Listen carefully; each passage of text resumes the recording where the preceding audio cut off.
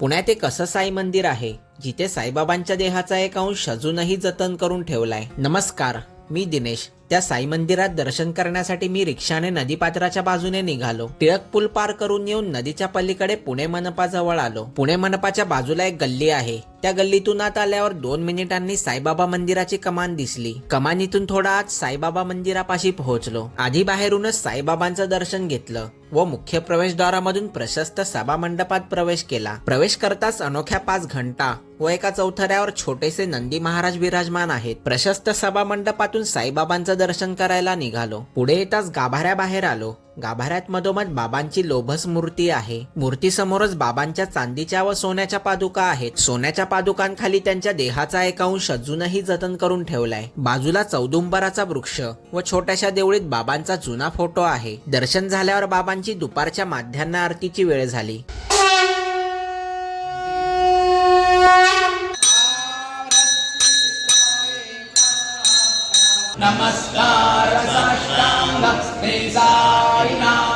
आरतीमुळे मंदिरातलं वातावरण खूपच प्रसन्न झालं। इथून निघण्याआधी मंदिराच्या विश्वस्तांकडून मंदिराविषयीची माहिती थोडक्यात जाणून घेतली। तुम्हाला सुद्धा या मंदिराविषयीची माहिती जाणून घ्यायची असेल व साईबाबांच्या देहाचा कोणता अंश या मंदिरात अजूनही जतन करून ठेवलाय हे सुद्धा जाणून घ्यायचं असेल तर या शॉर्ट मध्ये माझे फोटो व नाव खाली संपूर्ण व्हिडिओची लिंक मिळेल, ती क्लिक करून व्हिडिओ नक्की पहा।